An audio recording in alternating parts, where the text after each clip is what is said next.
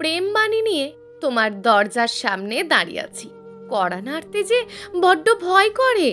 যদি ফিরিয়ে দাও, যদি আমার মুখের ওপর দরজাটা বন্ধ করে দাও। অভিমানের পাল্লাটা যে বড্ড ভারী, তবুও তো অপেক্ষায় আছি শুধু তোমার আশায়। এতটুকু লিখেই ডায়েরিটা বন্ধ করে রেখে দেয় আগের জায়গায় নিদ্রিতা জাহান নীলুফা। পড়ার টেবিল থেকে উঠে গিয়ে রুমের দক্ষিণ দিকে থাকা জানালাটার কাছে দাঁড়ায়। বাহিরে মুষলধারে বৃষ্টি হচ্ছে। বৃষ্টির ফোঁটা হালকা আঁচড়ে পড়ছে নিদ্রিতার চোখে মুখে, কিন্তু তাতে তার বিন্দু মাত্র হুঁশ নেই। সে তো আছে তার গভীর ভাবনার মাঝে। আচ্ছা, লোকটার এত রাতে কি এমন কাজ আছে যার জন্য এখনো বাড়ি ফেরেনি? এত বৃষ্টির মাঝেও সে বাহিরে এখনো? কোনোভাবে কি শ্রেয়া আপুর সাথে নয় তো? মেহরাব ভাই কি আমাকে কখনো বুঝবে না? তার চোখে কি আমার পাগলামোগুলো পড়ে না? সে কি দেখে না তার প্রতি আমার দুর্বলতা? মেহরাব ভাই, আপনি আজও আমার হবেন না? একটু তাকান আমার দিকে মেহরাব ভাই। আপনাকে ছাড়া যে আমি অচল। কথাগুলো বলার সময় নিদ্রিতার দুই চোখ দিয়ে দুই ফোঁটা অশ্রু গাল বেয়ে গড়িয়ে পড়ে। বজ্রপাতের বিকট শব্দে নিদ্রিতা ভাবনার জগৎ থেকে ফিরে আসে। ভয়ে তার সমস্ত শরীর কেঁপে ওঠে। দাঁড়ালো না আর দরজার সামনে, সে বন্ধ করে দেয় জানালার গ্লাসগুলো। সে আমার না, কখনো আমার হবে না। যার কাছে আমার কোনো মূল্য নেই, আমার অনুভূতিরগুলো কোনো মূল্য নেই, আমার অপেক্ষার কোনো মূল্য নেই, তার জন্য পথ চেয়ে বসে থাকাটা কি বোকামি নয়? অবশ্যই বোকামি। তার থেকে ভালোই সুন্দর শীতল বৃষ্টিময় দিনে কাঁথা মুড়ি দিয়ে ঘুমানো। কথাগুলো বিড়বিড় করে বলি। ঘুমের দেশে পাড়ি জমায় নিদ্রিতা। গাড়ি থেকে নামে শ্রেয়া। তোমাদের বাড়ির সামনে চলে এসেছি, কিন্তু মেহরাবের কথা যেন শ্রেয়ার কর্ণ পর্যন্ত পৌঁছালো না। সে তো এক ধ্যানে মেহরাবের দিকে তাকিয়ে আছে। শ্রেয়ার এই তাকানোটা প্রতি মুহূর্তে মেহরাবের বিরক্তি বাড়িয়ে তুলেছে। দাঁতে দাঁত চেপে পুনরায় বলল মেহরাব, গাড়ি থেকে নামো শ্রেয়া, আমাকে বাড়িতে পৌঁছাতে হবে, অনেক দেরি হয়ে গেছে আমার। ভালোবাসি তোমাকে মেহরাব, অনেক বেশি ভালোবাসি, সেই ছোট্টবেলা থেকে। মনে আছে তোমার আর আমার মেহরাব ছোট্টবেলার কথা? এই মেয়ে, তোমাকে আমি কি এসব প্যাঁচাল বলতে বলেছি? নামো গাড়ি থেকে। ধমকে কথাগুলো বলে মেহরাব। এদিকে মেহরাবের এমন ধমক শুনে গাড়ি থেকে নেমে পড়ে শ্রেয়া। এখন যদি তার একটা উল্টোপাল্টা কথা বলে তাহলে নির্ঘাত তার গালে থাপ্পড় পড়বে। আর যাই হোক, থাপ্পড় খাওয়া যাবে না। এই মুহূর্তে শ্রেয়া আর মেহরাবকে কিছু বলবে না। তাকে ভালো মেয়ে হিসাবেই মেহরাবের সামনে থাকতে হবে। কোনোভাবে শুধু মেহরাবকে নিজের করে পেয়ে যাক, তারপর না হয় নিজের মতন থাকবে। শ্রেয়া যখন নিজের মতন করে ভাবছিল, তখন মেহরাব গাড়ি নিয়ে চলে যায়। তা দেখে শ্রেয়া বলতে শুরু করে, তোমার এই ভাব আর কতদিন থাকবে? খুব বেশি না। আমাকে পাত্তা দেও না, এটা কি ঠিক জিদান মেহরাব চৌধুরী? আমার পিছনে পিছনে যদি তোমাকে না ঘুরিয়েছি, তাহলে আমার নামও শ্রেয়া মেহজাবিন না। কথাটি বলি শ্রেয়া বাড়ির ভিতর চলে যায়। মধ্যরাত, চারিদিকে অন্ধকার, এখনো বৃষ্টি হচ্ছে। থেমে থেমে বিদ্যুৎ চমকাচ্ছে। চৌধুরী মেনসেন গেটের দিয়ে মেহরাবের কালো গাড়িটা প্রবেশ করে। গাড়িটা পার্কিং করে বাসার ভিতরে যেই পা রাখতে যায়, এমন সময় মেহরাবের মা মিসেস মুনিরা চৌধুরী তার পথ আটকে দাঁড়ায়। এত রাত হলো কেন তোমার? কাজ ছিল। তাই বলে এত রাত? তুমি জানো কতটা চিন্তায় ছিলাম। তোমার ফোন কোথায়? চার্জ নেই। আমি অনেক ক্লান্ত আম্মু, রুমে গেলাম। আর একটা কথা, তোমার বোনের মেয়েকে বলে দিও আমার কাছ থেকে যেন দূরে দূরে থাকে। আর তোমার মাথায় যদি তোমার বোনের মেয়ে শ্রেয়াকে আমার বউ করার চিন্তা থাকে, তাহলে তা ঝেড়ে ফেলে দাও। আমি আগেও বলেছি, এখনো বলছি। তুমি কি থ্রেট দিচ্ছ মেহরাব? তুমি আমার মা হও, আশা করি বুঝতে পেরেছো। কথাটি বলি নিজের রুমের দিকে চলে যায় মেহরাব। মিসেস মুনিরা ছেলের যাওয়ার দিকে তাকিয়ে আছে।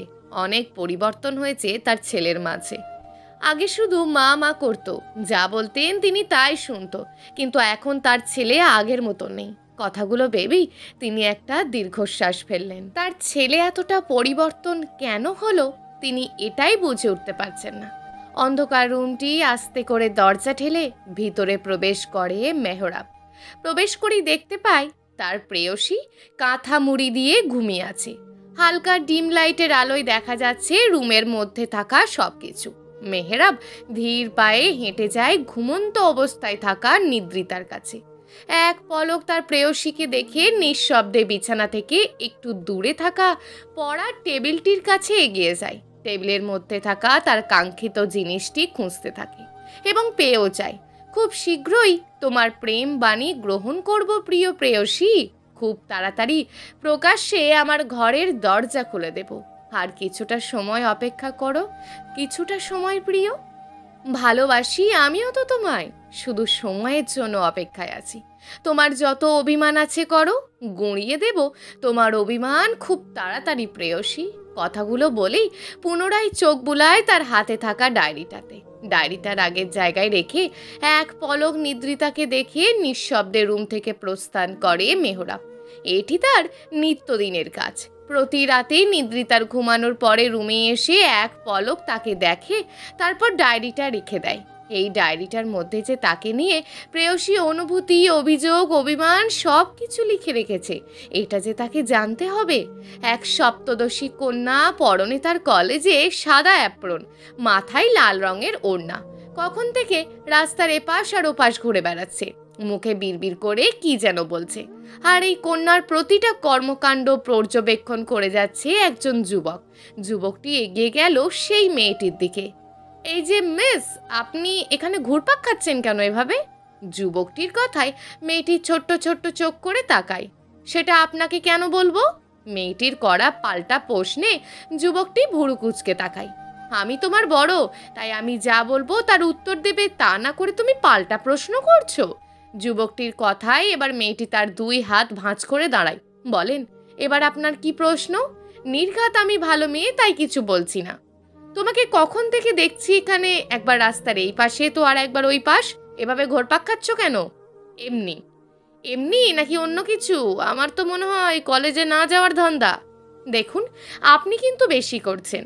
ধুর, আপনার মতন একটা পাগলের সাথে কথা বাড়ানোর ইচ্ছে নেই আমার। বলেই মেয়েটা চলে যায় এখান থেকে। হ্যাঁ, এই মেয়েটা আমাকে কি বললো? আমি পাগল? শেষমেশ এই বাচ্চা মেয়েটা আমাকে পাগল উপাধি দিয়ে চলে গেল। এই আবরার সায়ানকে পাগল বললো? এই মেয়ে, তোমার নাম কি? তোমার সাহস কি করে হয় এই আবরার সায়ানকে পাগল বলার? সায়ানের ডাকে একটু দূরে থাকা মেয়েটি তার দিকে ফিরে তাকিয়ে মুখ বাঁকিয়ে পুনরায় চলে যায়। এদিকে সায়ান মেয়েটির কাছ থেকে থ মেরে দাঁড়িয়ে আছে। পিছন থেকে গাড়ির শব্দে সায়ানের হুঁশ ফেরে। পিছনে ঘুরে দেখে মেহেরাবের গাড়ি। গাড়িটির সাথে হেলান দিয়ে দাঁড়িয়ে আছে মেহেরাব এক ভুরু উঁচু করে। এভাবে ভুরু কুচকে আমার দিকে তাকিয়ে আছিস কেন? আমার কথা বাদ দে, আগে এটা বল, কোন সকালবেলা বলেছিলাম আমার বাসায় আসতে, আর রাস্তার মাঝে এভাবে স্ট্যাচু হয়ে দাঁড়িয়েছিলি কেন? আর বলিস না, তোর বাসাতেই আসছিলাম, কিন্তু এখানে একটা মেয়েকে দেখে আমার পাগুলো থেমে গেছিল। কিন্তু মেয়েটা যে এমন ঝগড়ুটে হবে এটা তো আমার ভাবনাতে ছিল না। দুনিয়াতে কত মেয়ে দেখলাম, কিন্তু এমন বজ্জাত মেয়ে আমি আর দুটো দেখিনি। তা কি করেছে শুনি ওই মেয়ে? শোন, বলি কিছুক্ষণ আগের সমস্ত ঘটনা বলে সায়ান। ঠিকই বলেছে, মন্দ বলেনি। আজ তো পাগল তুই। চল এবার আমার সাথে। দুজনে একসাথে চলে যায় তাদের নিজেদের গন্তব্যে। আমাদের মনে হয় মেহেরাব আর শ্রেয়ার বিয়েটা তাড়াতাড়ি দিয়ে দেওয়া উচিত। আমার মেয়ে তোর আর কম বয়স হয়নি, তোমার ছেলের বিয়ে করার সময়ও হয়ে এসেছে। কথাটি বললেন শ্রেয়ার বাবা মনিরুল ইসলাম। আমি এখানে আর একটা প্রস্তাব নিয়েও এসেছি। আমি চাইছি আমাদের ছেলে সাইফের সাথে নিদ্রিতার বিয়ে দিতে। ওর তো আর বাবা মা থেকেও নেই, আপনারাই ওর গার্ডিয়ান এখন। শোনো সাইফের মা, আমরা হয়তো নিদ্রিতাকে দেখে রাখি, প্রকাশ্যে আমরা ওর গার্ডিয়ান, কিন্তু যতই ওর বাবা মা আলাদা হোক না কেন, নিদ্রিতার বিষয়ে সকল সিদ্ধান্তই তারাই নেন। তোমার এই প্রস্তাবের কথাটা আমি আমার বোনকে জানাবো। আমার বোন যা বলবে তোমাদের জানাবো। আর একটা কথা তোমাদের বলে দিই, মেহেরাব যদি শ্রেয়াকে বিয়ে করতে চায় তাহলে আমি দেব, আর যদি না চাই তাহলে বাদ। আমার ছেলের মতামতের বিরুদ্ধে আমি কিছুই করব না। কথাটি বলেই জহির চৌধুরী ড্রয়িং রুম থেকে প্রস্থান করেন। আত্মীয়র মাঝে আত্মীয়তা করা তিনি একদমই পছন্দ করেন না, কিন্তু চাইলেও কিছু করতে পারছেন না। তার খারাপ সময়ে এই মনিরুল ইসলাম সাহায্য করেছিল। এখন এই সাহায্যের বিনিময়ে তার একমাত্র ছেলে মেহেরাবকে মনিরুল ইসলাম তার মেয়ের জামাই হিসাবে চায়। শোনো মনিরা, তোমাদের বিপদের সময় কিন্তু আমি এই মনিরুল ইসলাম পাশে ছিলাম, ভুলে যেও না কিন্তু। যেভাবে তোমাদের বিপদে আমি পাশে ছিলাম, ঠিক সেভাবে তুমিও পাশে থেকো। তোমার জামাই আর ছেলেকে বোঝাও, রাজি করাও আমার মেয়েকে মেনে নিতে। যদি না মানে তাহলে খুব খারাপ হয়ে যাবে বলে দিলাম। আশা করি খুব তাড়াতাড়ি আমরা সুসংবাদটা পেয়ে যাব। আজ আসি তাহলে।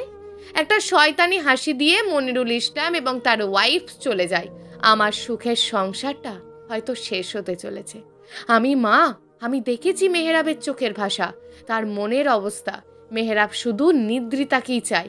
নিদ্রিতাকে নিয়েই ওর মনের সকল অনুভূতি। ছোটবেলায় নিদ্রিতাকে নিয়ে তার সকল পাগলামো এখন গভীর ভালোবাসায় রূপ নিয়েছে, কিন্তু প্রকাশ করে না।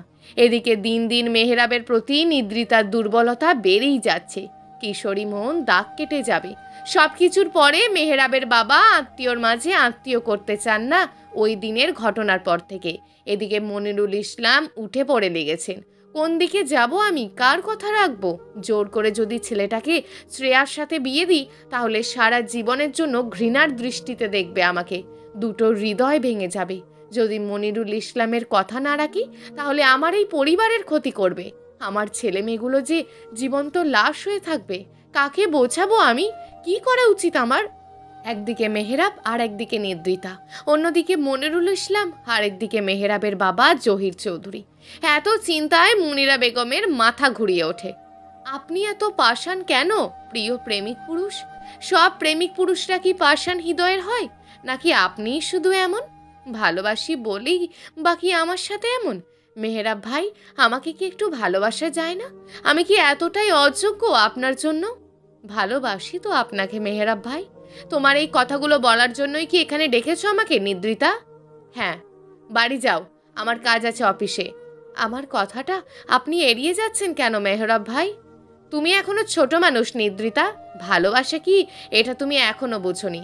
আবেগের বয়স, তাই এসব বলছো। যখন বড় হবে বুঝতে পারবে, তখন এই আবেগটা আর থাকবে না। আমার প্রতি যেটা আছে তোমার সেটা মোহ, ভালো লাগা। আমি আর ছোট নই মেহেরাব ভাই। 18 বছরে পা রেখেছি আজকে। আর আবেগ, ভালো লাগা, ভালোবাসা সবটাই বুঝি মেহেরাব ভাই। আপনার প্রতি আমার অনুভূতিগুলো যদি আবেগ হতো তাহলে কবেই তা শেষ হয়ে যেত। জীবনে চলার পথে অনেকজনের ভালোবাসার প্রস্তাব পেয়েছি, কিন্তু ওই সব কিছুর প্রতি কোনো অনুভূতি অনুভব করিনি। আপনাকে দেখলে, আপনাকে নিয়ে ভাবলে যেভাবে আমার বুকটা ধকধক করে, তেমনটা অন্য কারোর জন্য হয় না মেহরাব ভাই। এত কিছু জানার পরেও কি বলবেন আপনার প্রতি থাকা আমার অনুভূতিগুলো শুধুই আবেগ? নিদ্রিতার অশ্রুসিক্ত চোখ, ভেজা গলার প্রতিটা কথা মেহরাবের বুক কেঁপে ওঠে। কি করবে মেহরাব? তার যে হাত পা বাঁধা, চাইলেও যে কিছু বলতে পারছে না। প্রেয়সী, আমিও তো তোমাকে ভালোবাসি, খুব বেশি ভালোবাসি। তোমার অনুভূতিগুলো যে আমাকে বড্ড জ্বালায়। কাছে থেকেও যে দূরত্বটা আমাকে পুড়িয়ে দিচ্ছে। কি ভাবছেন মেহরাব ভাই? কিছু না। শুভ জন্মদিন। কি উপহার লাগবে বলো? যদি বলি উপহার স্বরূপ আপনাকে চাই, আমার শুধু আপনাকেই প্রয়োজন মেহরাব ভাই, অন্য কিচ্ছুর প্রয়োজন নেই। তোমরা কি কথা বলছো? আচানক এমন প্রশ্নে দুজনেই পিছনে ঘুরে থাকায়। কি নিয়ে কথা বলছিলে বললে না যে? কিছু না শ্রেয়া, অফিসে যাবে না? হ্যাঁ চলো। নিদ্রিতা, বাসায় চলে যাও তুমি। কথাটি বলেই মেহরাব চলে যায়। কি ব্যাপার নিদ্রিতা, মেহরাবের সাথে দেখা করার জন্য অফিস পর্যন্ত চলে আসলে? তেমন কিছুই না শ্রেয়া আপি। আচ্ছা, একটা সুখবর দিই তোমাকে। খুব তাড়াতাড়ি আমি মেহরাবের বউ হতে চলেছি। মেহরাবের পরিবার সবাই রাজি, মেহরাবও রাজি। আমাকে মেহরাবের পাশে দারুণ মানায়, তাই না নিদ্রিতা? হ্যাঁ। ওকে, আমি যাই। তাড়াতাড়ি অফিসে কাজ শেষ করে মেহরাবকে নিয়ে ঘুরতে যাব। বাই নিদ্রিতা। পরের জন্মে একটি রঙিন প্রজাপতি হয়ে আসবো। তপ্ত দুপুরে আপনার পিছু পিছু উড়ে বেড়াবো, তবুও আপনার পিছু ছাড়বো না। নিদ্রিতা যখন আনমনে কথাগুলো ভেবে রাস্তা দিয়ে হাঁটছিল, তখনই নিদ্রিতার পিছনে শব্দ করে একটি গাড়ি থামে। ঠিক যেভাবে যদি গাড়ি চালকটি গাড়িটা না থামাতে পারতো, তাহলে হয়তো এই গাড়িটি নিদ্রিতার উপর দিয়ে যেত। গাড়ি থামানোর শব্দে নিদ্রিতা তড়িঘড়ি করে এক পাশ দিয়ে গিয়ে দাঁড়ায়। গাড়ির দরজা ঠেলে বাহিরে বেরিয়ে আসে একজন যুবক, শ্যামবর্ণ পুরুষটি। হেই মিস, আর ইউ ওকে? হ্যাঁ। এভাবে আনমনে কেউ রাস্তা দিয়ে চলাফেরা করে? কখন থেকে গাড়ির হর্ন বাজাচ্ছি, কিন্তু আপনার তো কোনো হুঁশই নেই। আর একটু হলেই তো অ্যাক্সিডেন্ট হয়ে যেত। দুঃখিত। ইটস ওকে, নেক্সট টাইম সাবধানে চলাফেরা করবেন, নয়তো বিপদ হতে পারে। ওয়েট, আপনাকে আমি চিনি। আপনি মেহরাবের বোন, মানে মেহরাবের ফুপির মেয়ে, রাইট? হ্যাঁ। আপনি হয়তো আমাকে চিনতে পারেননি। আমি সাইফ, আদ্রিয়ান সাইফ। মেহরাবের খালাতো ভাই। আই হোপ এখন চিনতে পেরেছেন। হ্যাঁ। আপনি এত হ্যাঁ হ্যাঁ করেন কেন? আমি এতগুলো কথা বললাম, তার বিনিময়ে আপনার কাছ থেকে শুধু হ্যাঁ হ্যাঁ উত্তর পেলাম। সাধারণত মেয়েদের দিকে অনেক কথা বলে, কিন্তু আপনি চুপ। যাই হোক, কোথায় যাচ্ছিলেন? জি, বাড়িতে যাচ্ছি। আমিও খালামণিদের বাসাতেই যাচ্ছি। চলুন একসাথে যাই। সমস্যা নেই, আমি একা যেতে পারবো, আপনি যান। আপনি কি কোনোভাবে আমাকে বিরক্ত ভাবছেন মিস নিদ্রিতা? না না, তেমন কিছু না। তাহলে আমাদের দুজনের গন্তব্য একই জায়গায়, রাস্তাও একদিকে। আমি এত করে বলার পরেও আপনি যেতে চাইছেন না যে? আসলে আমার একটু কাজ ছিল বাইরে। সমস্যা নেই, আপনার কাজ শেষ হলে একসাথে যাব। এখন গাড়িতে ওঠেন। কোথায় যাবেন জায়গাটার নাম বলেন, আমি নিয়ে যাচ্ছি। দুজনের কথোপকথনের মাঝেই মেহেরাবের গাড়ি এসে থামে। এখানে কি করছো তোমরা?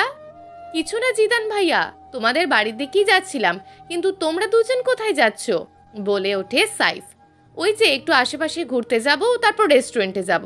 তোমরাও আমাদের সাথে আসো, মজা হবে। গাড়ির ভিতর থেকে এই কথাগুলো বলে সায়ান। জিদান ভাইদের সাথে তুমি কি যাবে নিদ্রিতা? তোমার তো একটু কাজ ছিল। সাইফকে সম্পূর্ণ কথা শেষ করতে না দিয়ে মেহরাব বলে ওঠে, যাবে, ও যাবে আমাদের সাথে। মেহরাবের কথায় নিদ্রিতা মাথা তুলে তাকায় তার দিকে, কিন্তু মেহরাবের চোখের চাহনি দেখে মাথা নামিয়ে নেয় পুনরায়। মিনমিন করে বলে, আপনার সাথে নিয়ে গিয়ে কি আমাকে কষ্ট দিতে চান মেহরাব ভাই? নিদ্রিতার এই মিনমিন কথা বুঝতে না পেরে গাড়ি থেকে বের হতে হতে সায়ান জিজ্ঞেস করে, কি বলছো নিদ্রিতা? কিছুই শুনতে পাইনি। আমি আপনাদের সাথে যেতে পারবো না এখন সায়ান ভাইয়া। নিদ্রিতার উত্তরে সায়ান পুনরায় প্রশ্ন করে, কেন? সায়ানের প্রশ্নে নিদ্রিতা যখন কিছু বলতে যাবে, ঠিক তখনই এতক্ষণ চুপ করে থাকা শ্রেয়া বলে ওঠে, ওরা না যেতে চাইলে না যাবে, এত সাধার কি আছে? আমাদের দেরি হয়ে যাচ্ছে কিন্তু। উপস্থিত থাকা মেহরাব আর সায়ান বিরক্তি চোখে তাকায় শ্রেয়ার দিকে। ধমকে বলে ওঠে মেহরাব, তোমাকে এত কথা বলতে কে বলেছে শ্রেয়া? আমি যখন একবার বলেছি নিদ্রিতা যাবে মানে যাবে। আর এই যে তুমি, কি এমন কাজ আছে যে যেতে পারবে না? আসলে আমি মেঘলার জন্য অপেক্ষা করছিলাম এখানে, ও আসবে তাই। মেঘলাকে চিনতে না পেরে সায়ান বলে, এই মেঘলাটা আবার কে? আমি। হুট করে মেয়েলি কণ্ঠে আমি শব্দটা শুনে পিছনে তাকায় সবাই। তাদের থেকে 2 হাত দূরে দাঁড়িয়ে আছে একটি মেয়ে। এই তুমি ওই সকালের মেয়েটা না, আমাকে পাগল বলেছিলে? সায়ানের কথায় চোখ মুখ বিরক্তি করে বলে, হ্যাঁ। তোমার তো এই সময়ে কলেজে থাকার কথা। তার মানে আমি যেটা বলেছিলাম এটাই হলো। মেহরাব, সকালে তোকে একটা ঝগড়ুটে মেয়ের কথা বলেছিলাম, মনে আছে? এটাই সেই মেয়ে। সায়ানের কথায় মেঘলা রেগে চিবিয়ে চিবিয়ে বলে ওঠে, দেখুন। মেঘলার সম্পূর্ণ কথা শেষ করতে না দিয়ে সায়ান পুনরায় বলে ওঠে, দেখানোর কিছু কি আছে নাকি মিস? কি জানো নাম তোমার? মনে পড়েছে, মেঘলা। এদিকে পরিস্থিতি বেগতিক দেখে ধমকে মেহরাব বলে ওঠে, চুপ করো সবাই। সবাই যখন উপস্থিত এখানে, গাড়িতে ওঠো এবার। মেহরাবের কথায় সবাই গাড়িতে উঠতে যাবে, তখনই সায়ান বলে, নিদ্রিতা তুমি মেহরাবের গাড়িতে সামনের সিটে বসো। মেঘলা তুমি পিছনে শ্রেয়ার সাথে বসো, আমরা ঘুরতে যাব। মেহরাব তুই তোর মামাতো খালাতো বোনদের নিয়ে যা, আমি তোর ছোট ভাই সাইফের সাথে যাচ্ছি। কথাটি বলে একটা বোকা বোকা হাসি দিয়ে সায়ান সাইফের কাছে যায়। এদিকে সাইফ বলে, কিন্তু আমি তো নিদ্রিতার সাথে যেতে চাইছিলাম। আরে ছোট ভাই, মেহরাবকে দাও, ওর বোনদের নিয়ে যাক। এদিকে তুমি আর আমি মজা করতে করতে যাব। ওঠো ওঠো তাড়াতাড়ি। বলেই সাইফকে নিয়ে গাড়িতে উঠে পড়ে সায়ান। এদিকে মেহরাবও গাড়িতে উঠে পড়ে। গাড়িতে উঠেই মেহরাব নিদ্রিতার দিকে এগিয়ে যায় সিট বেল্ট লাগিয়ে দেওয়ার জন্য। এদিকে মেহরাবের এত কাছে আসা দেখে নিদ্রিতা ভয়ে গুটিয়ে যায়। নিদ্রিতার গুটিয়ে যাওয়া দেখে মেহরাব ফিসফিসিয়ে বলে, সিট বেল্ট যে লাগাতে হয় এটা দেখছি ভুলেই গেছো, নাকি আমি লাগিয়ে দেব বলে ইচ্ছে করেই লাগাওনি? মেহরাবের এমন ফিসফিস কথা শুনে নিদ্রিতা বারবার কেঁপে ওঠে। তা দেখে মেহরাব আবার বলা শুরু করে, এমন কিছুই করিনি যে এভাবে গুটিয়ে নিতে হবে আর কেঁপে কেঁপে উঠতে হবে। এত ভয় পাও, আবার সারাদিন ভালোবাসি ভালোবাসি বলো কেমনে?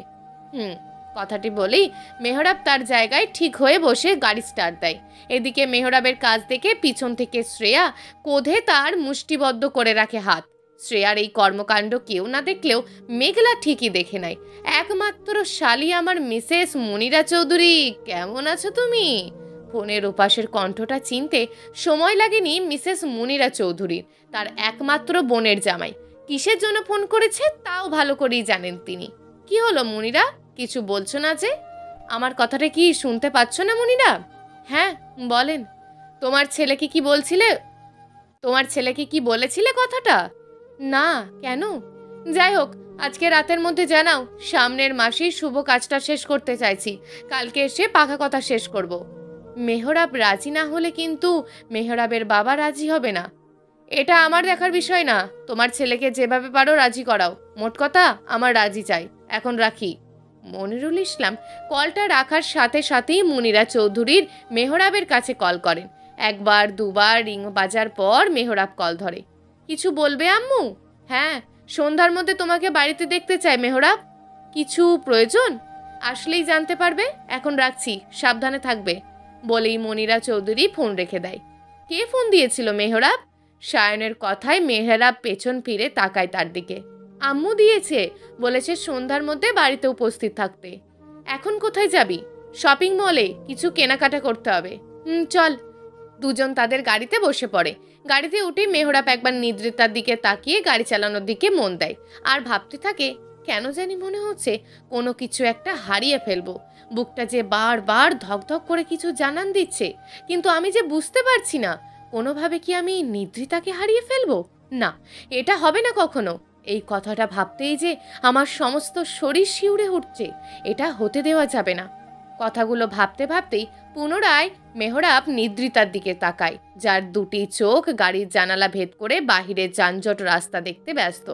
একজোড়া চোখ যে এক রাশ হারানোর ভয় নিয়ে তাকিয়ে আছে তার দিকে, তার বিন্দুমাত্র খেয়াল নেই নিদ্রিতার।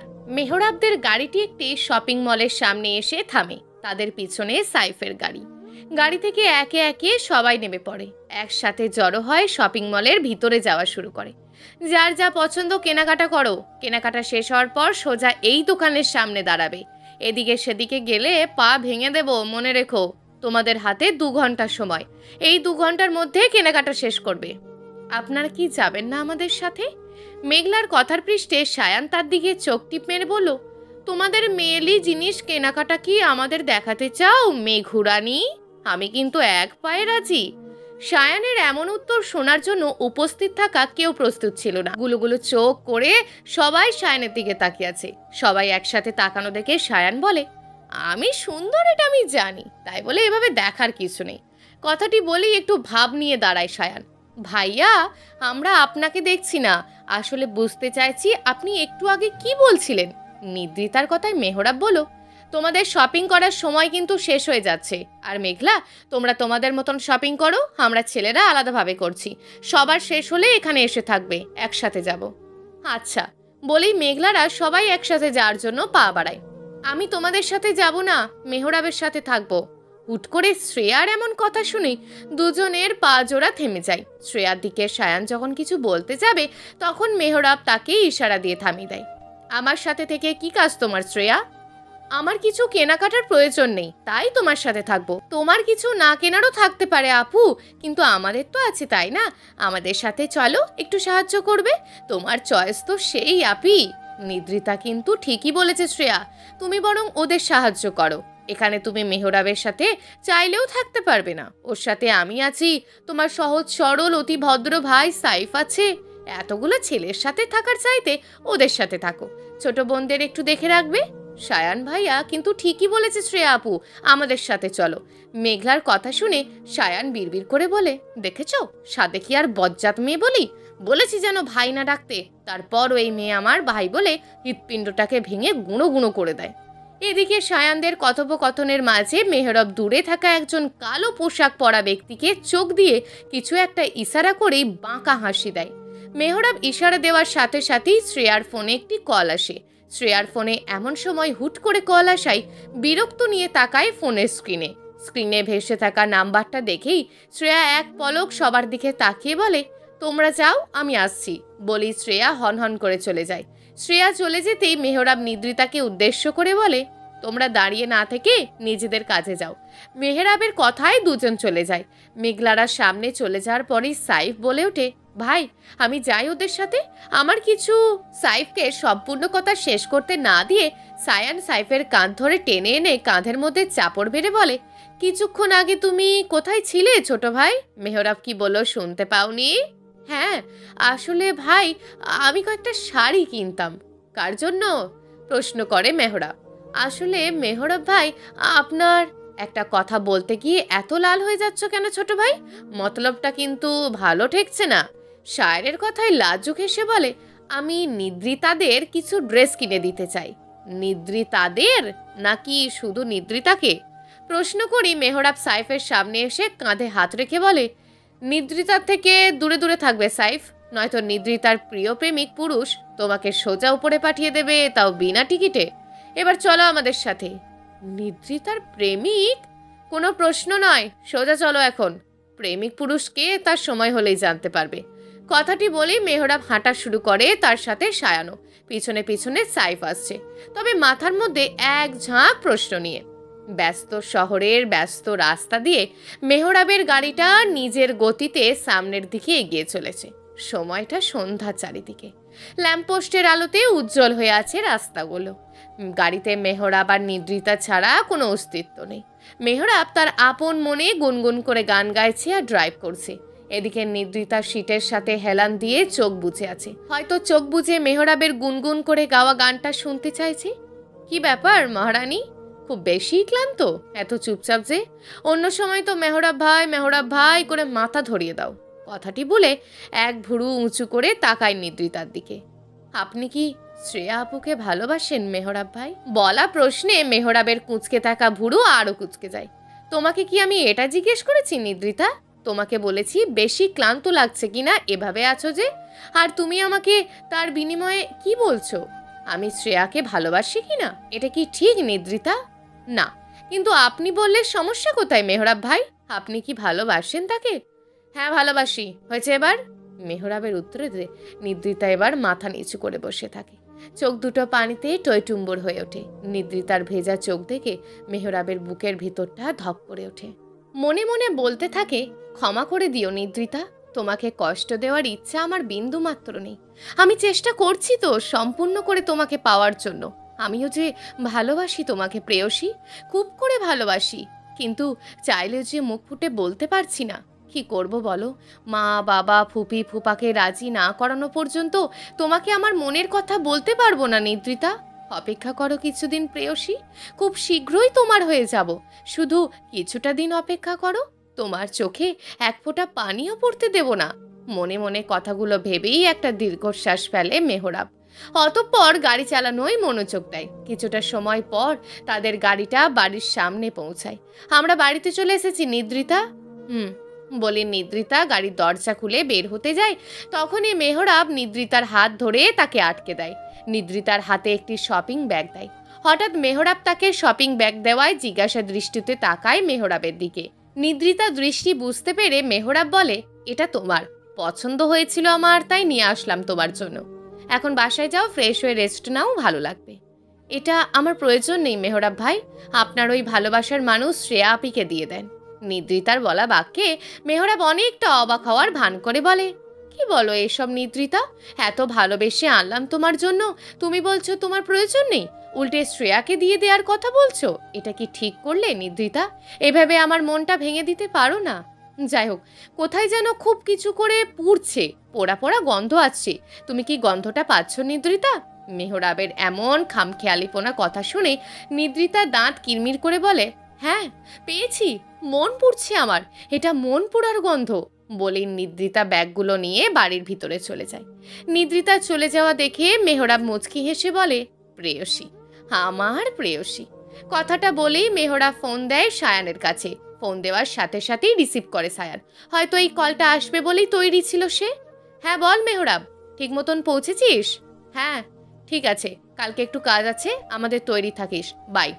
বলি খট করে ফোনটা কেটে দেয়। ঠোঁটের কোণে ফুটে ওঠে একটা বাঁকা হাসি। গাড়িটা এক পাশে রেখে বাড়ির ভিতরে প্রবেশ করে। ফ্রেশ হয়ে আমাদের রুমে এসো মেহরাব, তোমার বাবা অপেক্ষা করছেন। বলেই মুনিরা বেগম সোফা থেকে উঠে দাঁড়ান। কি এমন জরুরি কথা যার জন্য আজকে বাবাও বাসায় এই সময়? ফ্রেশ হয়ে আসো, তারপরই না হয় জানতে পারবে। হ্যাঁ বলেই মেহরাব তার রুমে চলে যায়। মেহরাবের চলে যাওয়ার পর মুনিরা বেগম তার রুমে যায়। কিছুক্ষণ পর মেহরাব তার বাবা মায়ের রুমের সামনে গিয়ে দরজায় টোকা দেয়। টোকার শব্দ শুনে মুনিরা বেগম রুমে আসতে বলে, তোমাকে একটা কথা বলতে চাই মেহরাব, আশা করি তুমি বোঝার চেষ্টা করবে। বলি মেহরাবের পানে তাকায় জোহর চৌধুরী। বলো আব্বু। আমরা তোমার বিয়ের কথা বলতে চাইছি। এতদিনে তুমি হয়তো এটুকু অবগত হয়েছো যে আমরা কার সাথে তোমার বিয়ে নিয়ে ভাবছি। হ্যাঁ আমি জানি, কিন্তু আমি তোমাদের আগেই বলে দিয়েছিলাম আমি শ্রেয়াকে বিয়ে করতে পারবো না। তোমাকে এটা মানতে হবে মেহরাব, আমাদের মান সম্মানের কথা এটা। তুমি জানো, যখন আমরা বিপদে পড়েছিলাম তখন এই মনিরুল আমাদের সাহায্য করেছিল। জানি আব্বু, তার বিনিময়ে কিন্তু তিনি আমাদের কাছ থেকে কম সম্মান পাননি। তাছাড়া আঙ্কেলের কোনো প্রয়োজনে কিন্তু আমাদের থেকে কম সাহায্য নেননি। যা চেয়েছেন তাই দেওয়া হয়েছে তাকে। তাই বলে যে তার জামাই হিসাবে আমাকে চাইবে, এটা কিন্তু ঠিক না। আমি পারবো না শ্রেয়াকে বিয়ে করতে। আমরা তোমাদের বিয়ে ঠিক করে নিয়েছি, সামনের মাসে ভালো দিন দেখে তোমাদের বিয়ে দেব। আমাকে না জানিয়ে ঠিক করেছো কেন? কারণ তোমাকে জানালে কখনো মত দিতে না। তোমার কি মনে হয় আমি এখন মত দেব? অসম্ভব এটা। তুমি শ্রেয়াকে বিয়ে করতে চাও না কেন? কারণ আমি নিদ্রিতাকে চাই, ভালোবাসি নিদ্রিতাকে। মেহরাবের এমন উত্তরে জহির চৌধুরী থমকে যান। এমনটা হয়তো তিনি কখনো আশা করেননি। এটা অসম্ভব মেহরাব, তোমার কাছ থেকে এমনটা আশা করিনি আমি। তুমি খুব ভালো করেই জানো আত্মীয়র মাঝে আত্মীয়তা আমার একদম পছন্দ নয়। শুধুমাত্র মনিরুলের কাছে আমি ঋণী, এই জন্য এই সম্বন্ধে রাজি হয়েছি। আমি জানি এটা, আর এটাও জানি কেন আত্মীয়র মাঝে আত্মীয়তা করতে চাও না। কিন্তু তোমার ধারণা ভুল আব্বু। ফুপি আর ফুপার সম্পর্কে ফাটল ধরায় এই না যে সবার ক্ষেত্রে এমনটা হবে। আমাকে জ্ঞান দিতে এসো না মেহরাব। যাই হোক, তুমি যে নিদ্রিতাকে ভালোবাসো তা কি নিদ্রিতা জানে? আমি নিদ্রিতাকে ভালোবাসি তা নিদ্রিতা জানে না। ঠিক আছে, নিদ্রিতাকে ভুলে যাও আর শ্রেয়াকে বিয়ে করার জন্য প্রস্তুত হও। দুঃখিত আব্বু, ছোট থেকে এই পর্যন্ত তোমাদের কথা মতো চলেছি, কিন্তু এখন তোমার এই কথা আমি রাখতে পারবো না। তুমি বাধ্য মেহরাব, তোমাকে এটা করতেই হবে। শ্রেয়াকে আমি এই বাড়ির বউ হিসাবে দেখতে চাই। একটা দত্তক ছেলে নিয়ে নাও, তার সাথে শ্রেয়াকে বিয়ে দিয়ে দাও। তাহলে শ্রেয়া এই বাড়ির বউ হয়ে যাবে, তোমাদের ঋণও শেষ হবে, আঙ্কেলের ইচ্ছাটাও পূরণ হবে। ফাজলামো করছো তুমি? না, তোমাদের মতামত দেওয়া শেষ। এবার আমি বলবো। এবার আমি নিদ্রিতাকে ভালোবাসি, বিয়ে নিদ্রিতাকেই করব।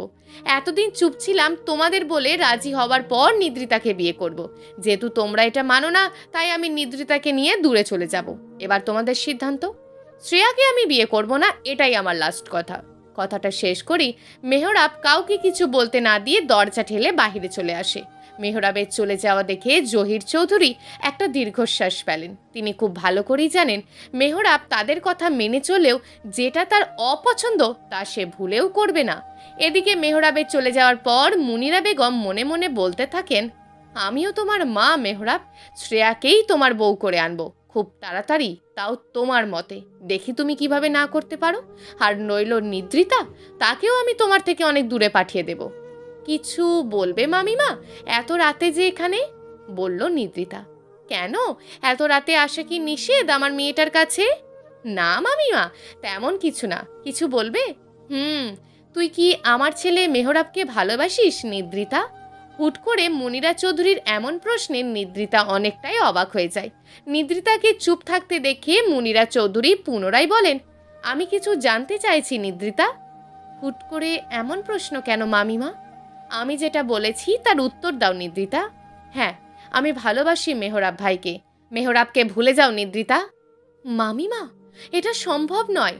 আচ্ছা নিদ্রিতা, তুমি যে মেহরাবকে ভালোবাসো তা মেহরাব জানে? হ্যাঁ। মেহরাব কি তোমাকে কোনোদিন বলেছে সে তোমাকে ভালোবাসে? মনিরা বেগমের এবারের কথায় নিদ্রিতার আটকে রাখা চোখের পানিটা আর বাঁধ মারল না, গড়িয়ে পড়ল দু গালবে। মাথা ঝাঁকিয়ে উত্তর দিল, না। তাহলে কোন ভরসা নিয়ে তুমি থাকবে এখানে? মামিমা, বাবা মার যখন বিচ্ছেদ হয়ে যায় সেই তখন থেকে আমি তোমাদের কাছে আছি। তোমাদের নিজের হাতে এতটা বড় করেছো আমাকে। মামিমা, আমি কি এতটাই অযোগ্য তোমার ছেলের বউ হতে? ছোট থেকে তো তোমরাই বড় করে তুলেছো মামিমা, তাহলে তোমার ছেলের বউ হিসাবে চাও না কেন? আমি তোমাকে আমার মেয়ে হিসাবে মনে করি। আশা করব আমি যা বলবো তা বুঝবে। আমি চাই না তুমি মেহরাবের সামনে পিছনে ঘুরঘুর করো। মেহরাবের সাথে শ্রেয়ার বিয়ে ঠিক করেছি, সামনের মাসেই সেটা। শ্রেয়াকে আমার ছেলের বউ হিসাবে চাই। তাই শেষবারের মতন বলছি, মেহরাবের থেকে দূরে থাকো। রাগ মিশ্রিত কথাগুলো বলেই পা বাড়ান রুম ত্যাগ করার জন্য মুনিরা বেগম। তুমি এতটা কঠোর তো ছিলে না মামিমা। নিদ্রিতার কথাটা শুনে তিনি দাঁড়িয়ে পড়েন, পিছনে না ফিরেই বলেন, সময়ের সাথে সাথে এমনটা হতে হয়েছে মামিমা। আমি সত্যি মেহরাব ভাইকে ভালোবাসি। মেহরাব ভাইকে ছাড়া আমি থাকতে পারবো না মামিমা। আমি জানি মেহরাব ভাই আমাকে ভালোবাসে না, কিন্তু তুমি বললে মেহরাব ভাই আমাকে ঠিকই চাইবে, একটা সময় আমাকে ভালোবাসবে মামিমা। কিন্তু আমি এটা চাই না। কথাটি বলেই ঘোরে নিদ্রিতার দিকে ফিরে তাকাই, পুনরায় বলে, ওই যে বললাম না, আমার ছেলের বউ হিসাবে শ্রেয়াকে চাই। মেহরাবকে ভুলে যাও নিদ্রিতা, ওর আশেপাশে আর আসবে না। ওর কাছ থেকে দূরে চলে যাও তুমি, যত তাড়াতাড়ি সম্ভব। আশা করি আমার কথাটা মানবে, কারণ তুমি আমাকে সম্মান করো। কথাটা বলি তিনি রুম ছেড়ে চলে যান। পিছনে রেখে যান এক অশ্রুসিক্ত মেয়েকে, যাকে মাত্রই বাধ্য করা হলো তার ভালোবাসার মানুষগুলোর কাছ থেকে দূরে চলে যেতে, ভুলে যেতে প্রিয় মানুষটাকে। আসলেই কি পারবে সে এমনটা করতে, নাকি নিজেই মুছে যাবে এই ধরনী থেকে? এদিকে মুনিরা বেগম মনে মনে বললেন, আমাকে ক্ষমা করে দিস নিদ্রিতা, আজকের পর থেকে হয়তো আমাকে সারা জীবন ভুল বুঝে যাবি, হয়তো ঘৃণা হয়ে থাকবো তোদের চোখে, কিন্তু কি করব বল, এমনটা না করলে যে পরিবারটা ধ্বংস হয়ে যাবে। এখন তোরা দুজন কষ্ট পাবি, পরে আস্তে আস্তে সব ঠিক হয়ে যাবে। আর তোদের যদি এক করে দিই, তাহলে মনিরুল পুরো পরিবারটা শেষ করে দেবে। আমাকে ভুল বুঝিস না তোরা। কথাগুলো ভাবতে ভাবতেই তার চোখের কার্নিশ বেয়ে 2 ফোঁটা পানি গড়িয়ে পড়ে। আলতো হাতে পানিটা মুছে তিনি তাদের রুমের দিকে অগ্রসর হন। আমাকে তাড়াতাড়ি কিছু করতে হবে সায়ান। কালকে রাতে আম্মু আব্বু ডেকে নিয়ে বলল সামনের মাসে শ্রেয়ার আর আমার বিয়ে দেবে, যদিও আমি না করেছি। এদিকে এখনো আমার মনের কথা নিদ্রিতাকে জানানো হয়নি, আম্মু আব্বুর মত নিয়ে বলবো বলে। একদমে কথাগুলো বলে গাড়ির সাথে হেলান দিয়ে দাঁড়ায় মেহরাব। চোখে মুখে ক্লান্তিতে ভরপুর, তার লাল হয়ে আছে 2 চোখ, হয়তো সারা রাত ঘুমাতে পারেনি। কিছু বলছিস না কেন সায়ান? আমার কি করা উচিত এখন? নিদ্রিতাকে নিয়ে দূরে কোথাও চলে যা। তোর কি মনে হয় এটা ঠিক হবে? ওই মনিরুল বাবা মা উভয়ের মাথা খাবে। তাহলে কি করবি এখন? পেয়ে গেছি উত্তর। কালকে যে শপিং মলে আমি একটা ছেলেকে কিছু ইশারা করেছিলাম, মনে আছে সায়ান? ছেলেটা শ্রেয়ার এক্স বয়ফ্রেন্ড হয়, নাম আলভি। আলভির সাথে শ্রেয়ার কিছু ঘনিষ্ঠ সম্পর্ক আছে, যার মাধ্যমে আলভি এখনো শ্রেয়াকে ভয় দেখায়। যদিও তাদের দুজনের সম্পর্কটা আলভি নিজের হাতেই শেষ করেছিল। এখন আলভি বুঝতে পেরেছে যে সে শ্রেয়াকে ভালোবাসে, কিন্তু শ্রেয়া তাকে ঘৃণা করে। তাহলে তো হলোই, কিন্তু শ্রেয়া তো তোর প্রতি ছোট থেকেই দুর্বল ছিল। তাহলে এই আলভি কেমনে কি? শ্রেয়া আমার প্রতি দুর্বল ছিল, কিন্তু আমি তাকে পাত্তা দিতাম না। যখন শ্রেয়া আমাদের থেকে দূরে চলে যায়, তখন সে আলভির সাথে বন্ধুত্ব করে, এই বন্ধুত্ব থেকে রিলেশনে যায়। পরে আলভি যখন তার থেকে দূরে চলে যায়, তখন সে ডিপ্রেশনে চলে যায় কিছুটা। তারপর থেকেই মনিরুল ইসলাম উঠে পড়ে লাগেন আমার সাথে বিয়ে দেওয়ার জন্য। এটা শ্রেয়াকেও বলা হয়। তারপর থেকেই শ্রেয়াকে নিয়ে এইসব। আলভির দেখা পেলি কি করে? কিছুদিন আগে আলভি আমাদের কোম্পানিতে এসেছিল একটা কাজের জন্য। তখনই সে আমার পাশে শ্রেয়াকে দেখতে পেয়ে অবাক হয়েছিল, সাথে খুশিও। কিন্তু শ্রেয়া আলভিকে দেখে অনেকটা অবাক হয়েছিল। তাদের একে অপরকে চাহনি দেখে আমি কিছুটা আঁচ করতে পেরেছিলাম। পরে আমি আলভিকে জিজ্ঞেস করেছিলাম সে শ্রেয়াকে চেনে কিনা। তারপর আলভি আমাকে সমস্ত কিছু বলে, আর এটাও বলে তার সাথে যেন শ্রেয়াকে এক হতে সাহায্য করি। ব্যাস, তাহলে আর চিন্তা কিসের? সবই তো ঠিকই আছে। এবার তোর মা বাবার কথা মতো চলতে থাক। বিয়ের আগে সমস্ত প্রমাণ আর আলভিকে নিয়ে যাবি, তারপর সব খেলা শেষ। আর নিদ্রিতা তোর, হ্যাঁ, আজ রাতেই নিদ্রিতাকে তোর মনের কথা বলে দে, আর সমস্ত ঘটনা। নয়তো দেখবি নিদ্রিতা কিছু করে ফেলেছে, খুব ভালোবাসে যে তোরে। আজকেই বলে। তপ্ত দুপুরে নিদ্রিতা মেহরাবের কিনে দেওয়া লাল শাড়িটা পরে সুন্দর করে সেজে গুজে মেহরাবের অফিসে আছে। এই সময় নিদ্রিতাকে এই রূপে দেখে থমকে দাঁড়ায়, সাথে অনেকটা অবাক হয়ে বলে, হঠাৎ এই সময়ে এখানে এই আগুন রূপে মহারানীর আগমন যে? মহারানী কি জানে তার এই আগুন রূপে যে আমি ঝলসে যাচ্ছি? মেহরাবের এমন কথা শুনে নিদ্রিতা ঠোঁটের কোণে একটা তাচ্ছিল্যের হাসি ফুটিয়ে বলে, হুট করে মনে হলো ভালোবাসার মানুষটার দেওয়া শাড়িটা পরে তাকেই ঝলিয়ে দিতে, যেন সে আমি বাদে অন্য কারোর না হয়। কিন্তু আফসোস, এমন কিছুই হবে না। তাই বুঝি? কিন্তু হতে কতক্ষণ আর? যাই হোক, রাতে তোমার জন্য একটা স্পেশাল সারপ্রাইজ আছে, তৈরি থেকো মহারানী। আমাকে কি একটিবার আপনাকে জড়িয়ে ধরতে দেবেন মেহরাব ভাই? নিদ্রিতার এই বাক্যে মেহরাবের সমস্ত শরীর শিউরে ওঠে। ভাবতে থাকে, এ কেমন বাক্য? কি মেশানো আছে এই বাক্যে? এতটা ধারালো কেন এই বাক্য? কি আশ্চর্য এটা! নিদ্রিতা যখন ভালোবাসি ভালোবাসি বলে, তখনও তো এমনটা হয় না। হৃদযন্ত্রণাটা এত লাফিয়ে ওঠে না। এদিকে মেহরাবকে চুপ করে তার দিকে এক দৃষ্টিতে তাকিয়ে থাকতে দেখে নিদ্রিতা এগিয়ে যায় মেহরাবের দিকে। মেহরাবের কাছে গিয়ে তার হাতে একটা ভাঁজ করা কাগজ ধরিয়ে দেয়। হঠাৎ স্পর্শে মেহরাবের হুঁশ আসে। তার হাতের দিকে তাকিয়ে দেখে একটা ভাঁজ করা কাগজ। জিজ্ঞাসার দৃষ্টিতে নিদ্রিতার দিকে তাকালে নিদ্রিতা বলে, আমি এখান থেকে বের হওয়ার 5 মিনিট পর আপনার হাতের এই কাগজটা খুলবেন মেহরাব ভাই, তার আগে না। কথাটি বলেই মেহরাব নিদ্রিতার পা থেকে মাথা পর্যন্ত দেখে তারপর চোখ বরাবর তাকায়। আজ নিদ্রিতার চোখ দুটি হাজারো কথা বলতে চাইছে, বারবার বলতে চাইছে, মেহরাব ভাই আমাকে আটকান, নয়তো অনেক দূরে চলে যাব, চাইলেও আর পাবেন না। কিন্তু এই কথাগুলো যে নিতান্তই হাস্যকর। তাচ্ছিল্যের হাসি দিয়ে নিদ্রিতা মনে মনে বলতে থাকে, এই সুদর্শন পুরুষটা আমার হয়ে গেলে কি বেশি ক্ষতি হতো? কি এমন হতো যদি এই গল্পের পূর্ণতা পেত? না, নিদ্রিতা আর কিচ্ছু ভাবল না। আরেকবার মেহরাবকে মন ভরে দেখে কিছু না বলে অফিস রুম থেকে বের হয়ে যায়। এদিকে নিদ্রিতার এমন কর্মকাণ্ড দেখে অনেকটা অবাক হয়ে যায় মেহরাব, সাথে কিছুটা ভয় হয় তার মনে। নিদ্রিতা বের হয়ে যাওয়ার পরপরই মেহরাব নিদ্রিতার ভাঁজ করে দেখা কাগজটা খুলে পড়তে থাকে। কাগজের মধ্যে থাকা লেখাগুলো পড়ার মধ্যেই হাত থেকে কাগজটা পড়ে যায় টেবিলের ওপরে। সমস্ত শরীর ঘেমে ওঠে তার, ভয়ে তার সমস্ত শরীর থরথর করে কাঁপতে থাকে। এক মুহূর্ত দেরি না করে দৌড়ে বের হয়ে যায় মেহরাব, কিন্তু ততক্ষণে দেরি হয়ে যায়। তার থেকে অনেকটা দূরে নিদ্রিতা রাস্তার মাঝ দিয়ে বেখেয়ালিভাবে হেঁটে চলেছে। এই পাশ থেকে ওই পাশ থেকে গাড়ি চলেছে, অথচ তার কোনো খেয়ালই নেই। এদিকে নিদ্রিতার পিছন দিক থেকে ধেয়ে আসা বড় ট্রাকটি দেখে মেহরাব জোরে চিৎকার দিয়ে সাইড হতে বলে নিদ্রিতাকে। আশেপাশে থাকা লোকজনও সাইড হতে বলছে, কিন্তু সবার শব্দ আর মেহরাবের জোরে চিৎকারের শব্দে যেই নিদ্রিতা ঘুরে মেহরাবের দিকে তাকিয়েছে, অমনি ট্রাকটি ধাক্কা মেরে চলে যায় নিদ্রিতাকে। এত বড় চলতি ট্রাকের ধাক্কায় নিদ্রিতা ছিটকে পড়ে। এদিকে এই দৃশ্য দেখে সবাই থমকে যায়। এটা দেখার পরে মেহরাবের পা দুটো যেন সেখানেই থমকে যায়। জোরে চিৎকার করে ওঠে। মেহরাব এক দৌড়ে নিদ্রিতার কাছে পৌঁছে যায়। রক্তমাখা নিদ্রিতার সামনে হাঁটু কেড়ে বসে তার মাথাটা বুকের মাঝে আগলে নিয়ে ডাকতে থাকে, নিদ, এই নিদ, নিদ কথা বলো। এদিকে আশেপাশের সবাই এখনো স্তব্ধ হয়ে আছে, মাত্র তাদের সামনে ঘটে যাওয়া ঘটনাটা বোঝার চেষ্টা করছে। মেহরাবের থেকে অনেকটা পিছনে সায়ান থমকে দাঁড়িয়ে আছে। তখন মেহরাবকে এইভাবে দৌড়ে বের হতে দেখে সেও পিছন পিছন দৌড় হয়েছিল, কিন্তু এই অবস্থায় থমকে আছে। আস্তে আস্তে দিকে মেহরাবের দিকে এগিয়ে গিয়ে হাত রাখে তার কাঁধে। কাঁধে কারো স্পর্শে মেহরাব পিছনে তাকিয়ে দেখে সায়ান। সায়ানকে দেখে মেহরাব বলতে থাকে, সায়ান দেখ না, নিদ্রিতা আমার সাথে কথা বলছে না। নিদ্রিতা কথা বলো। নিদ্রিতাকে গাড়িতে ওঠা, হসপিটালে নিয়ে যেতে হবে, ওর মাথা দিয়ে রক্ত বের হচ্ছে, কোলে তোল নিদ্রিতাকে। মেহরাব নিদ্রিতাকে কোলে তুলে নিয়ে গাড়িতে উঠে বসে। সায়ান ড্রাইভিং সিটে বসে যত দ্রুত গাড়ি স্টার্ট দেয় হসপিটালের উদ্দেশ্যে।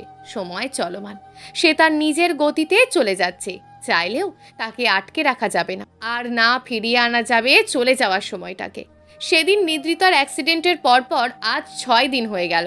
চৌধুরী বাড়িটা এখন অনেকটা নিস্তব্ধ। সায়ান মেহরাবের রুমের দরজাটা হালকা করে ধাক্কা দিয়ে খুলে ভিতরে প্রবেশ করে তাকে খোঁজে, কিন্তু পুরো রুম জুড়ে অন্ধকার। মেহরাবের চিহ্নটাও নেই। সায়ানের আর বুঝতে বাকি নেই সে কোথায় আছে। একটা দীর্ঘশ্বাস ফেলে সায়ান বের হয়ে যায় রুম থেকে। বাড়ি থেকে বের হওয়ার সময় মনিরা বেগম সায়ানের সামনে এসে দাঁড়ায়। সায়ান, তুমি তো মেহরাবের বন্ধু, ছোট থেকে আছো একসাথে তোমরা। মেহরাবকে একটু বোঝাও, ওর এই পাগলামি আর ভালো লাগছে না। ওর এমন পাগল পাগল চলাচল একদম মানায় না। যে চলে গেছে সে আর আসবে না, তাকে বলো তার ভবিষ্যৎ আছে। মনিরা বেগমের কথায় সায়ান একটা তাচ্ছিল্যের হাসি দিয়ে বলে, ভবিষ্যৎ? আন্টি, আজ যদি আঙ্কেলের কিছু হয়ে যেত আপনি কি পারতেন স্বাভাবিক থাকতে? কখনোই না। যাই হোক, আমি আসি এখন। বাড়ির বাইরে এসে সায়ান গাড়িতে উঠে রওনা হয় মেহরাবের নতুন বাড়িতে, যেখানে নিদ্রিতাও আছে। একটি নিদ্রিতার স্মৃতির পাশে মেহরাব বসে আছে, বিড়বিড় করে কিছু বলে যাচ্ছে। সায়ান যে গাড়ি দিয়ে তার বাড়ির গেট পাড়ি দিয়ে ভিতরে আসলো তার কোনো খবর নেই মেহরাবের। সায়ান তা খেয়াল করে গাড়ি থেকে নেমে মেহরাবের পাশে গিয়ে বসে। আমি যে আসলাম তুই কি দেখতে পেয়েছিস মেহরাব? মেহরাব সায়ানের কথাই কোনো জবাব দিল না। মেহরাবের থেকে কোনো সাড়া না পেয়ে আবারও বলে, আজকে আকাশটা অনেক মেঘাচ্ছন্ন, বৃষ্টি হবে খুব। এখানেই থাকবি নাকি ঘরের ভিতরে যাবি? তুই তো আর এই বাড়ি ছেড়ে কোথাও যাস না। এবারের কথাতেও মেহরাব চুপ হয়ে আছে। মেহরাবকে চুপ থাকতে দেখে তার কাঁধ ঝাঁকিয়ে বলে, কথা বলছিস না কেন মেহরাব? কিছু তো বল। দেখ, তুই যদি এভাবে চুপ হয়ে থাকিস তাহলে আমি কিন্তু নিদ্রিতার মতোই তোকে রেখে চলে যাব। এবারের কথাটা শুনে মেহরাব তার দিকে তাকায়। দুই চোখ পানিতে ছলছল করে ওঠে। সায়ানকে জড়িয়ে ধরে মেহরাব শব্দ করে কেঁদে ওঠে। তোরা সবাই স্বার্থপর, সবাই স্বার্থের জন্য আমাকে একা করে দিস। ওই দিন নিদ্রিতা আমাকে কাগজে লিখেছিল আমাকে ছেড়েও অনেক দূরে চলে যাবে। দেখ না সায়ন, ওর কথা রেখেছে, আমাকে আমাকে ছেড়ে চলে গেছে। সায়ন, ওকে বল না ওই জায়গাটা থেকে উঠে আসতে। নিদ্রিতাকে বল না আমাকে একটু জড়িয়ে ধরতে। ওই দিন না ও বলেছিল আমাকে একটু জড়িয়ে ধরবে। বল না আসতে ওকে। আমি এক নাগাড়ে নিদ্রিতাকে ডেকে বলছি একবার আসতে। আমি এক মুহূর্তের জন্যও তাকে ছাড়বো না, কিন্তু আমার কথা তো ও কোনো সাড়াই দেয়নি। সায়ান, তুই বল না একটু, দেখবি তোর কথা শুনবে। আমার ওপর রাগ করে আছে, তাই সাড়া দেয় না। একটু বল না সায়ান, আমার কষ্ট হচ্ছে অনেক নিদ্রিতাকে চুপ করে থাকতে দেখে। আজ 5 দিন হয়ে যাচ্ছে আমি ওর একটু কণ্ঠ শুনতে পাচ্ছি না। একটু বল, আমি ওকে একটু দেখব। বলেই ফুপিয়ে কেঁদে ওঠে মেহরাব। এদিকে মেহরাবের কথা শুনে সায়ানের চোখ বেয়ে পানি পড়ে। চোখ বন্ধ করে পুনরায় মনে করে সেই 5 দিন আগের দৃশ্যগুলো, মেহরাবের করা সেই পাগলামিগুলো। যখন বলা হয়েছিল নিদ্রিতার বেঁচে নেই, তখন মেহরাব পারেনি ডাক্তারটাকে মেরে ফেলতে। তখন মেহরাব শুধু একটা কথাই বারবার বলছিল, বাবা বলো না নিদ্রিতাকে এখান থেকে উঠতে। ও এখানে এভাবে শুয়ে আছে কেন? এই নিত, নিত, ওঠ না এখান থেকে, কথা বল নিত, আমি ডাকছি যে তোকে। এই মেয়ে, শুনতে পাচ্ছিস না আমি যে তোকে ডাকছি? আমাকে রাগাস না নিত। এই, তুই না কিছুক্ষণ আগে বলছিলি আমাকে একটু জড়িয়ে ধরতে চাস, আমার বুকে একটু মাথা রাখতে চাস, তাহলে এভাবে শুয়ে আছিস কেন? রাখবি না বুকে মাথা? কি হলো, বলছিস না কেন কথা? কথা বল নিত। সেদিন মেহরাবের এমন হাজারো পাগলামো দেখেছিল সবাই। ভালোবাসার মানুষটা এভাবে চলে যাওয়া চোখের সামনে থেকে, এটা মেনে নিতে কষ্ট হচ্ছিল সেদিন। সায়ান চোখ দুটি খুলে মেহরাবের দিকে তাকিয়ে, যে কিনা এখনো ঠোঁট চেপে কেঁদেই চলেছে। যেই ছেলে এত আঘাত পেয়েও চোখ থেকে এক ফোঁটা পানি পড়েনি, সেই ছেলে আজ ফুপিয়ে ফুপিয়ে কেঁদে যাচ্ছে। সায়ানের ভাবনার মাঝে মেহরাব উঠে গিয়ে বাড়ির ভিতর থেকে একটা ডায়েরি নিয়ে আসে। যেই ডায়েরিটার মধ্যে মেহরাবকে নিয়ে হাজারো বাক্য লিখে রেখেছে নিদ্রিতা। অনুভূতি, অভিযোগ সব কিছু লিখে রাখা হয়েছে এই ডায়েরির পৃষ্ঠায়। মেহরাবের হাতেই ডায়েরিটা দেখে সায়ান প্রশ্ন করে, কি এটা? ডায়েরি এটা আমার প্রেয়সী, এটার মধ্যে আমাকে নিয়ে তার সমস্ত প্রেমবাণী লিখে রেখেছে। এই পুরোটা জুড়ে শুধু আমার কথা লেখা, আমার প্রতি তার অনুভূতি, অভিযোগ সব লেখা আছে, কিন্তু পূর্ণতা নিয়ে কিছু লেখা নেই। নিদ্রিতা আমাকে ছেড়ে চলে গেছে, কিন্তু রেখে গেছে তার এই অসম্পূর্ণ ডায়েরিটা। জানিস এই ডায়েরির শেষে কি লেখা আছে? কি? তুমি আমার এক অসম্পূর্ণ গল্পের এক অসম্পূর্ণ ডায়েরি, যেখানটাতে ছড়িয়ে ছিটিয়ে আছে অজস্র কাহিনী। শূন্যের পাতায় পূর্ণতা চাই, তাই তো বারবার তোমার কাছে ফিরে যাই, শুধুমাত্র বিন্দু পরিমাণ ভালোবাসার আশায়। প্রিয় দর্শক, যদি আজকের গল্পটি আপনাদের ভালো লেগে থাকে তাহলে ভিডিওটিতে অবশ্যই একটি লাইক করে আপনার মূল্যবান একটি কমেন্ট করুন। আর হ্যাঁ, চ্যানেলটিকে যদি সাবস্ক্রাইব করে না রাখেন তাহলে চ্যানেলটিকে অবশ্যই সাবস্ক্রাইব করে আমাদের পাশে থাকুন। দেখা হবে আগামীকালের নতুন এবং আকর্ষণীয় গল্প নিয়ে। ধন্যবাদ।